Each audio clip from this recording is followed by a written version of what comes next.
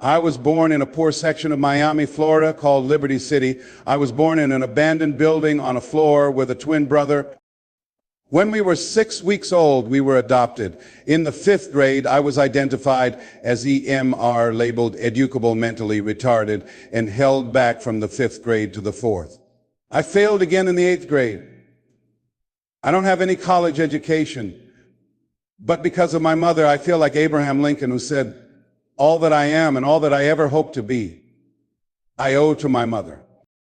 I saw a sign once that said, "God took me from my biological mother's womb and placed me in the heart of my adoptive mother." My first major goal was to buy my mother a home and take care of her, and I did that. I took care of her until she passed at 88. I'll never forget when I met Mr. Washington. I was in a classroom waiting for another student, and he came in and said, "Young man, go to the board and work this problem out for us." I said, "Oh, sir, I can't do that." He asked, "Why?" I replied, "I'm not one of your students." He said, "Look at me." I said, "Yes, sir. Go to the board and work the problem out anyhow," he said. I said, "Sir, I can't do what you're asking me to do." "Why not?" "Because I'm educable mentally retarded," I answered. As the students erupted in laughter, he came from behind his desk, looked me in the eyes, and said, "Don't you ever say that again. Someone's opinion of you does not have to become your reality." That was a turning point in my life. On one hand, I was humiliated. On the other hand, I was liberated. He looked at me with the eyes of Goethe, who said, "Look at a man the way that he is, he only becomes worse. But look at him as if he were what he could be, then he becomes what he should be." I found that most people fail in life not because they aim too high and miss, but because they aim too low and hit, and many don't aim at all. So raise the bar on yourself and don't ask how you're going to do it. I'll never forget when I decided I wanted to become a motivational speaker. I saw the late Dr. Norman Vincent Peale, and my heart said, I can do that. But my mind asked, how? For over 14 years, I would go see Zig Ziglar, Dr. Norman Vincent Peale, and Jim Rohn, different speakers. I'd be in the audience, and my heart would pounce and say, "You can do that, Les." But when I left, walking to the parking lot, my mind would say, "How are you going to do it?" I spent 14 years trying to figure out how. How many of you have ever procrastinated? Raise your hands, please. Yes, see, as you begin to think about your goals, the most important thing is right this round, commit yourself. Once you commit yourself, the how will come, the way will come. Once you commit yourself, you'll figure it out. And if you're going in the wrong direction, all you have to do is turn around and go the other direction. You will figure it out. Challenge yourself, stretch yourself. You don't know what you can do until you try. When I was a little boy, my goal was just to buy groceries for my family. My mother worked on Miami Beach as a domestic worker, and my goal was to go to the grocery store and purchase groceries ourselves. Families knew my mother had adopted 7 children, so they would say, "Whatever food is left over after we eat, you can take home to the children." They were very kind, very considerate people. I was appreciative of their generosity. But as a little boy, I said, "Mama, one day when I become a big boy, I'm going to buy groceries for us." My other goal as a boy was to buy clothes for my brothers and sisters. We wore hand-me-down clothes from the children my mother babysat. If the clothes were too small, she would let them out. If they were too large, Mama, who could sew, would take them in. I'll never forget David Sidursky. His father was wealthy and Mama worked for him. David and I were buddies. His father gave him 2 gifts for his birthday, a brand new boat and motivational tapes by Earl Nightingale. I'll never forget. His father said, "David, when I die, you're going to get everything. I want you to listen to these tapes." When his father left the room, David threw the tapes in the wastebasket. I said, "David, can I have those tapes?" He said, "Yes." I said, "Man, your father said if you listen to these, you could get more than he has." David said, "I'll get it all anyway. Take them. Write this down. It's not what you leave for your children, it's what you leave in them. You have something special. You have greatness within you. The only reason you're here is because you're my assignment. You can feel me. Some of you feel me right here in your heart of hearts. My goal is to get past your mind and into your heart. It's necessary to have the mindset that says, I can do this. Fortify and feed that belief. Listen to tapes, go to seminars and workshops, challenge yourself and stretch yourself. As Osborne said, unless you attempt to do something beyond that which you've already mastered, you will never grow. When you challenge yourself, you'll discover things about yourself you didn't know before. Look at your goals and dreams. Experiment. Step into your greatness. One of the most important things, make your move before you're ready. Price Pritchett, a great motivator and trainer, said, make your move before you're move. We're instructed in life to walk by faith, not by sight. Stretch yourself, become a risk taker, raise the bar on yourself. Most people won't do that. Most people live low-risk lives. But if you're not willing to risk, you cannot grow. If you cannot grow, you cannot become your best. If you cannot become your best, you cannot be happy. If you cannot be happy, then what else is there? Helen Keller said, life is short and unpredictable. Eat the dessert first. Take chances. Challenge yourself. Make it okay to fail and learn from your failures. Don't allow fear of failure or the allure of playing it safe in life to draw you in. You can't get out of life alive. You've got to die to leave here. Detoxify your life. Look at your dreams and write them down. I think that most people never achieve their true goals in life because they're surrounded by too many toxic, negative, energy-draining people. You've got to look at the people in your life and ask yourself the question, what is this relationship doing to me? How is it impacting my life? Am I a better person because of it? Sidney Poitier wrote a book called The Measure of a Man. In it, he said that when you go for a walk with someone, something happens unconsciously. It's not spoken, but either you adjust to their pace or they adjust to yours. Whose pace have you adjusted to? See, you want to surround yourself with people who uplift you. My daughter, Ona Brown, who is a speaker and coach, says, call forth your team, but make sure these are people you can learn from.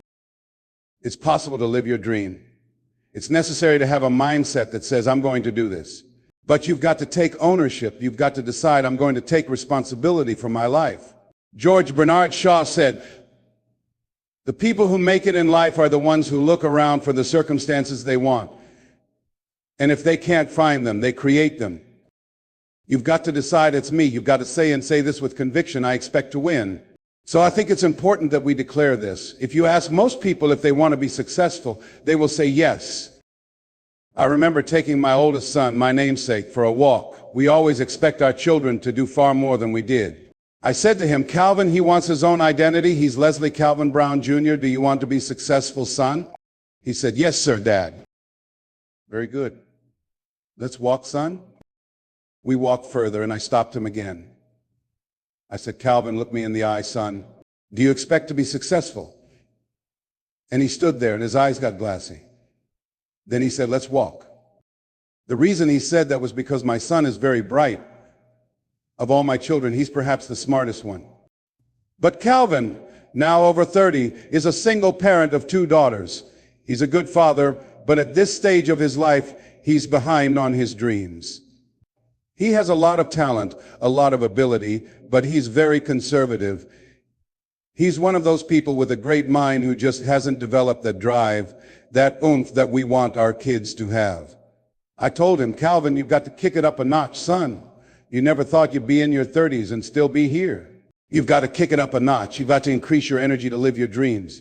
You can't be casual about your dreams. Bill Gove said, if you're casual about your dreams, you'll end up a casualty. Shake someone's hand on your right and left and say, kick it up a notch.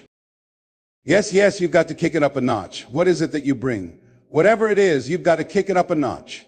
What is your signature? As you look at where you want to go and what you want to do, as you look at your product or service, repeat after me, provide more service than you get paid for. Yes, see, that becomes your signature. When you look at your goals and where you want to go, your products, your services, your industry, you want to set high standards for yourself. I like what Henry David Thoreau said, do not go where the path may lead, go instead where there is no path and leave a trail. How will your industry be done differently 5 years from now, 10 years from now? What is your reputation in your industry? When you come into a room and leave, what's the scuttlebutt about you? Do people say, that's a go-to person. If you give them a job, it will be done, and it will be done well. Are you known for that? To believe that I could do this was hard? I'll never forget when my son said, Daddy, are you going to die? Why are you asking me that? You're not going out much. You're not the bubbly personality I know you to be. You're not talking much. You're spending a lot of time alone in your room. Dad, are you going to surrender? Are you giving up? Are you going to let that doctor's opinion become your reality? Will my daddy see me graduate? Yes, yes, son, yes, I'm going to fight. No, I don't think it's my time yet. I'm going to see you graduate.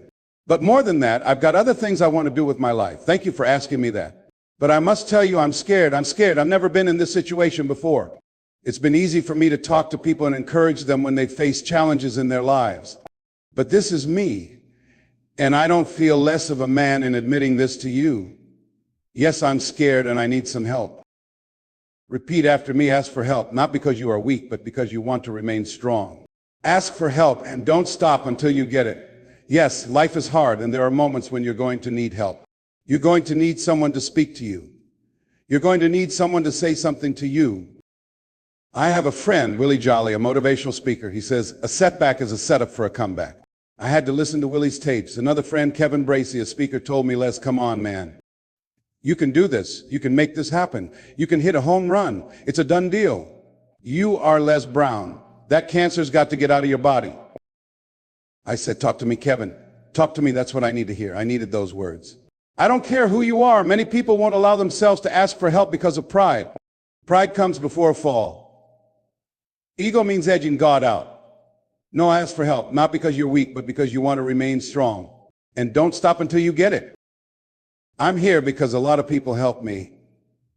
I'm here because a lot of people believed in me at a time when I struggled to believe in myself. Let us say together it's worth it. Yes, I think you've got to find 5 reasons that will make it worth it for you. Write this down, what will make it worth it for you. Mine was, I want to take care of my mother. Mine was, I want to do something meaningful with my life. Mine was, I want to leave a legacy. Mine was, I refuse to die and leave life unlived. What will make it worth it for you? Repeat after me, you've got to be hungry. No one could have convinced me that I would be doing what I'm doing right now. The easiest thing I do every year is go into a sales organization and dramatically increase their sales, or go into a prison and help prisoners see themselves differently, teaching them methods and techniques that plug into the system, or motivate young people to have a vision for themselves and their future. That's the easiest thing I do. Or train speakers to leverage their experiences and say speaking is the projection of who you are, not who you think you ought to be. Come with power from a platform. That's the easiest thing I've ever done. Let me share with you the most difficult thing I've ever done, believing that I could do what I'm now doing. No one could have convinced me. Given my circumstances, I earn millions of dollars every year. No one could have convinced me. If both my parents came up here right now, I wouldn't know either one. No one could have convinced me. Being labeled educable mentally retarded, born in an abandoned building, raised in Liberty City, the poor section of Miami, Florida, failing twice in school, no college training, never working for a major corporation, no one could convince me that I could do what I'm doing now. Never forget Mike Williams, my mentor. I think a lot of people fail in life because they need mentoring, they need coaching. When you begin to understand and acknowledge your fear and go forth anyway, you do so with a spirit and knowing that there is a way to handle this. There's a way out. There's a solution for what you're seeking. That you have the capacity to handle whatever comes up, to face it. And rather than feeling powerless, you begin to feel powerful. See, with all of the major downsizings taking place around this country, there are a lot of people biting their fingers in fear that they might lose their jobs. But there are a few people who have decided within themselves, I'm going to make it. Some people aren't waiting to be cut. Some are moving on their own because they feel within themselves, I've got what it takes to make it. They're not afraid of tomorrow because of how they see themselves, because of what they feel they deserve, because of what they believe they can create for themselves. These people have decided, as they look at the future and at themselves, where there's a will, there's a way for me to begin to create a way out of no way. When you have that kind of consciousness, when you have that kind of spirit, nothing can stop you, nothing. What would your life be like as you look toward the future if you decided, I'm not going to allow my fears to stop me? What would your life be like? What would your future be like if you decided to want that which you desire so strongly that it propels you past your fears? You experience the fear, as one book says, feel the fear and do it anyway. What would your life be like? And I'm saying to you that all of us who have been entombed by fear have the capacity to resurrect ourselves. Is it easy? No, it's not easy. Can I do it? Yes. What's one of the ways to get started? Some of us need somebody to hold our hands. Sometimes we need somebody to help us out. Be willing to say, I don't know. Be willing to reach out. Be willing to get some assistance to take you to the next level. What great athlete never had help? You wouldn't expect boxers to make profound statements, but I think it was Joe Frazier who said this once. All of us are like the blind man at some point in our lives, standing on the corner waiting for somebody to lead us across. See, all of us at some point in our lives need some help. We need someone to reach out to us, to throw out the lifeline, to help us cross some treacherous waters that we couldn't navigate by ourselves. None of us do it alone. All of us at some point in our lives need that kind of help, that kind of assistance. We grow from the people we have in our lives who can enrich us personally, professionally, spiritually, and in all the dimensions of our lives. We don't grow in a vacuum. So as you look at yourself, whatever fears you have, maybe you need some help in strengthening yourself in that area. As you assess your strengths and weaknesses, as you begin to prove yourself and pursue your passions, your dreams, and your goals, if you decide to experience all your true potential, if you decide to manifest all of your greatness, if you decide, wait a minute, what else is available to me out here?